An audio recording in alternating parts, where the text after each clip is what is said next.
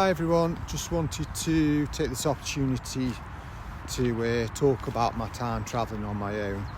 It's a subject that a few people on my YouTube channel have asked me about. Very curious, they want to do it themselves but feel a bit nervous, bit sort of scared of doing it because it's sometimes it can be a big step. So I've done a bit of it now, so I feel like I'm a bit of a pro at it, seeing all the good and the bad. So I just wanted to share some sort of hints and tips with you, so people know what to expect and what to look out for. So just talking a little bit about the first time I went, threw myself in the deep end a little bit and went to Thailand, which was probably a little bit crazy first time on my own, but it was good. It was good. So just before I get into the video a bit more, I just want to ask a favour.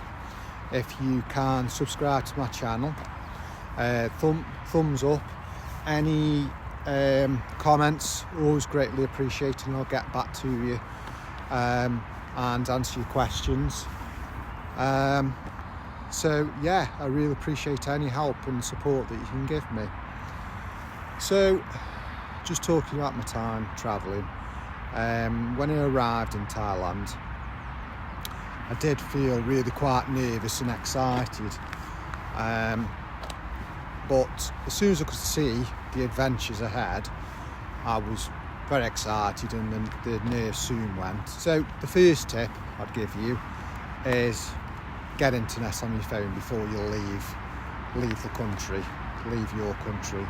It's really important, because if you haven't got the internet, when you arrive in the country, you're going to feel really tired, confused, not understand anything that's going on. So it's really good to have internet so you can see what prices are, how far your hotel is, just so you know that people aren't ripping you off, and you can get a good idea of everything you need to know the things you need to know, like how far your hotel is, how much it's going to cost you in the taxi, where the transport is, things like you might be able to get a train or a bus that's really cheap. So it's really good to have the internet. It really is the lifeblood of what you need. You can find anything out and it cuts all the stress. So I'd say that's very, very important to do, especially after a long flight. And nobody really understands what it is that you're trying to ask, especially in some of the Asian countries if you speak English and that's your only language. So I'd say that is very, very important. That is a must. Second tip, one was given by a guy in a hotel, just by talking to people by chance. He said to me, he says, use local taxi apps. Don't go in a taxi off the street. He says, use this local taxi apps like Uber, but you'll pay local prices. So I was paying probably £3-4, which is what, $5, and I was travelling sort of 15-20 miles, 15-20 minutes to places. And the great thing about it was I was able to get picked up. I'd go wandering, go exploring, which I love to just keep walking, going exploring. And then what I was able to do is just go on the app. The app would show where I was, taxi would come pick me up and they'd take me back to the hotel, or they'd take me to where I wanted to go and see, because you haven't a clue where things are in relation to anything else. So it's really good just to take you everywhere, and some of the apps are so cheap. If you're in more of a busy city, I don't know, European city, you might find that it's better to pay for like a day ticket where you can go on the metro, the trains, the buses. That's really, really handy and a really cheap way of doing it. So I'd also do that. Talk to people. it's amazing what you can find out if you talk to people. They tell you things, and you find that you get some amazing tips off people. They tell you about places, places you may never be able to see on like things like TripAdvisor. Give you little tips. I mean, maybe like some sort of cool bar or some little hidden gem that you just don't know about. And also it does your confidence and makes your day sometimes, that you can really just enjoy. Just like the guy who told me about the taxi app. I was so pleased that he told me that, because it would have cost me a fortune in taxis. So yeah, it can really make your day.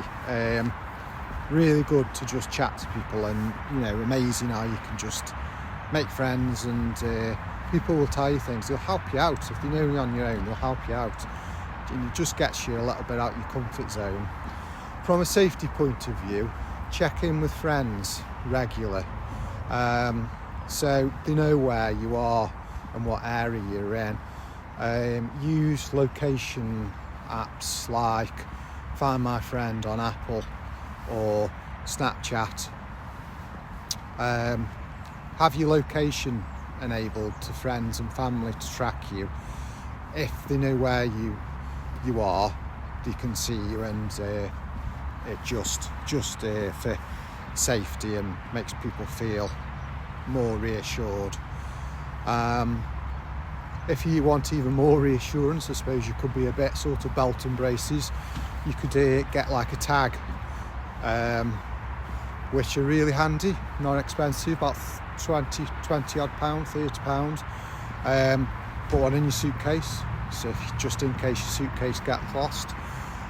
Keep one on yourself. It's another way of people tracking you. Always do lots of research before you go, things you want to see. You can go and do it cheap yourself by getting a taxi.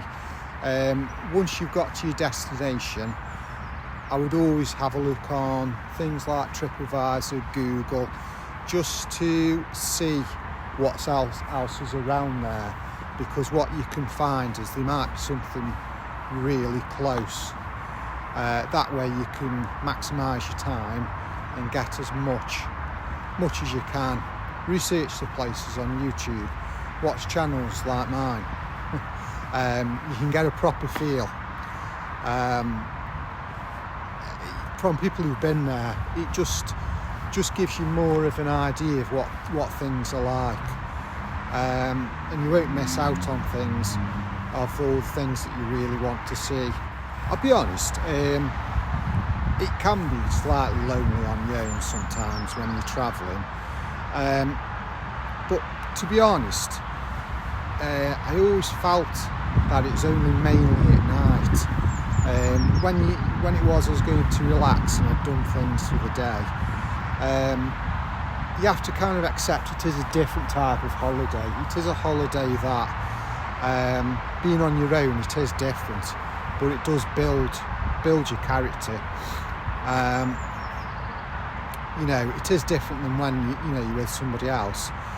I usually did that much in the day that I was happy to go back and relax in the hotel room, where I could maybe watch Netflix, read a book.